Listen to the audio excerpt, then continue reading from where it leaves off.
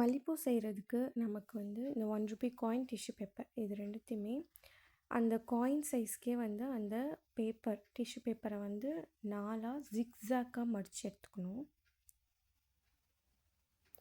இப்போ இந்த coin சைஸ்லேயே square ஷேப்பில் கட் பண்ணி எடுத்துக்கணும்.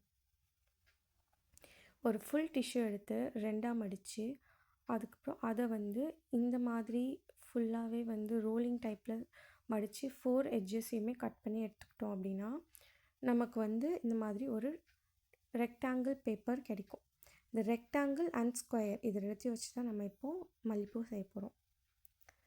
இந்த மாதிரி நம்ம ஸ்கொயர் டைப் எடுத்த பேப்பரை ஒரு குண்டூசியோ இல்லை ஊசியோ அதில் வந்து 2ஆக மடித்து அதுக்கப்புறம் 2 எட்ஜஸையுமே ப்ரெஸ் பண்ணிங்க அப்படின்னா உங்களுக்கு மொட்டு மாதிரியான ஒரு ஷேப் கிடச்சிரும்.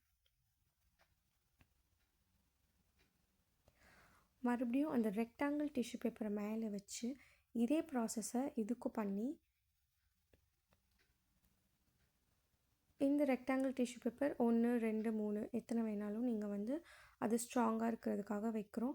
இந்த டைமில் நீங்கள் அந்த குண்டூசி அதை வெளியில் எடுத்துகிட்டு நீங்கள் நல்லா வந்து அதை சுருட்டி விட்டுறணும். கீழே உங்களுக்கு பர்ஃபெக்டான ஷேப் கிடச்சிரும்.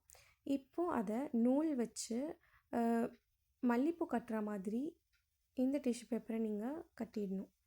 கட்டிட்டு இந்த டேப்ஸ் வந்து ஹாஸ்பிட்டல்ஸ்லலாம் கிடைக்கும். இந்த டேப்ஸை சின்னதாக வெட்டி இந்த மாதிரி கீழே ஸ்டெம் பகுதியில் வந்து இந்த டேப்பை ஃபுல்லாக ரோல் பண்ணிவிட்டு இதை பெயிண்ட் பண்ணுறதுக்கு க்ரீன் அண்ட் எல்லோ இதை மிக்ஸ் பண்ணிங்கன்னா உங்களுக்கு அந்த ஸ்டெம் கலர் கரெக்டாக கிடச்சிரும்.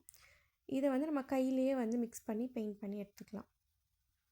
இதுக்கப்புறம் க்ளூவும் கொஞ்சம் ஒயிட் பெயிண்ட்டும் ஆட் பண்ணி நீங்கள் ஃபுல்லாக மேலே இருக்கிற மொட்டில் மட்டும் பெயிண்ட் பண்ணிங்க அப்படின்னா உங்களுக்கு ஒரு வாட்டர் ப்ரூஃபான ஒரு மல்லிப்பூ ரெடி ஆகிடும். அவ்வளோதான், ரெடி.